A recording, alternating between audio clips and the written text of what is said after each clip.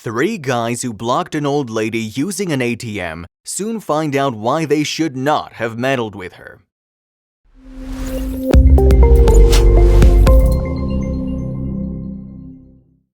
While on her way to the ATM, Winnie was somewhere lost in her thoughts. Winnie was thinking how it was a bad day, and indeed it was a bad day. Much worse than she was thinking of it to be. She was just hoping for the next ATM to be in working condition.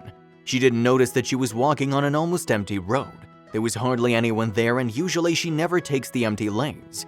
Even she was aware of the threats that the city was full of and the type of people who are always looking for someone they can rob. Steal phones and snatch handbags, especially from ladies like Winnie.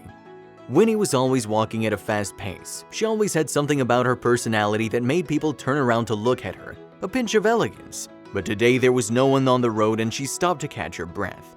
When she stopped, she started to feel uneasy, but it seemed nothing worth being concerned about. She didn't know that she was marked and someone was waiting for the right time to pop up. She noticed the ATM a few steps away from her, and without wasting any more time, she started looking for her card in her handbag. She wasn't able to find the card immediately when she heard someone behind her. The old woman felt a bit awkward about taking too long and making the person behind her wait. Looking for her card, she said, "You go ahead," to the person who stood right behind her. "I'll be a minute." She gave the permission. The woman who was waiting behind her was thankful, and she passed by her to use the ATM. As Winnie was concentrating on where exactly she kept her card, Winnie didn't notice that trouble was following her. The moment Winnie took out her card from the bag, she could feel that someone was following her. She thought of it to be just another person in line waiting for Winnie to hurry, so she walked to the ATM, swiped her card. From one, there were now three strangers standing behind her. Even then, she didn't feel suspicious, and there was a reason behind her casual approach. Winifred was from an age when people used to interact more. Luck had never been too hard on her. She never met a person who broke her trust and always believed in the saying, "Give kindness, receive kindness back." She did notice three shadows on the wall, but never thought these people might attack her. As soon as Winnie entered her PIN, pressed the continue button, and it made the beep sound, the three men entered the ATM. Ideally, no one should enter the ATM when someone's already using the machine, as it's their personal information.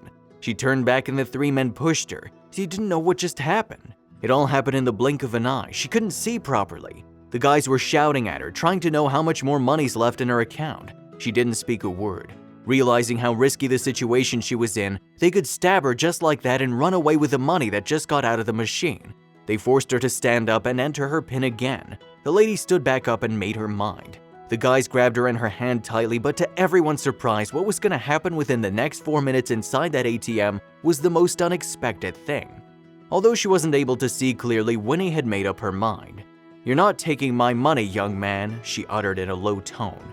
The speed with which these guys entered the ATM and pushed her, Winnie's next move was faster than the youngsters. The three guys were stunned to see what was happening to them. Winnie recalled that these were the same guys who were arguing in front of the bank earlier in the morning. These guys messed with the wrong granny. She jumped at the nearest person and used her full energy to push his head to the wall.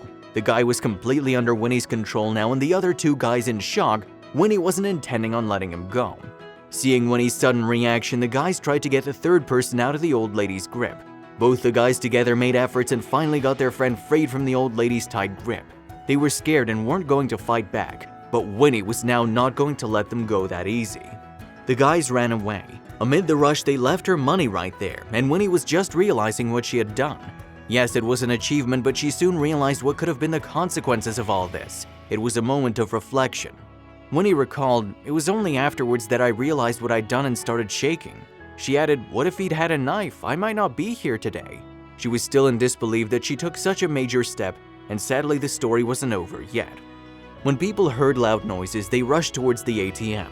Instead of asking them for help, Winnie pointed in the direction where these three men ran towards. The people understood something just had happened. While one person stayed with her to save her, the others ran in the direction Winnie pointed at.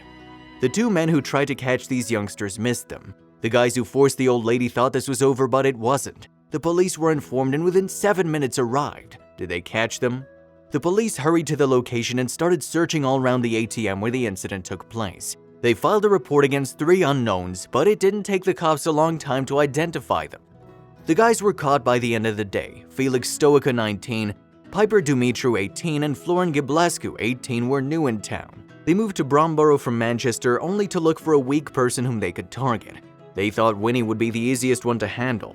They were jobless and didn't want to do hard work and instead chose to be criminals. The idea was to target people who could be easily tackled. They always thought it was the easiest way to become rich without getting caught.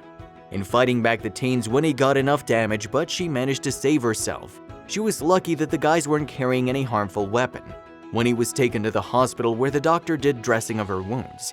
Do you want to know how she got so much strength to fight back?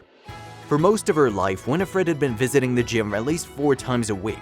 Yes, she wasn't in for any hardcore exercises, but she never forgot to keep herself maintained.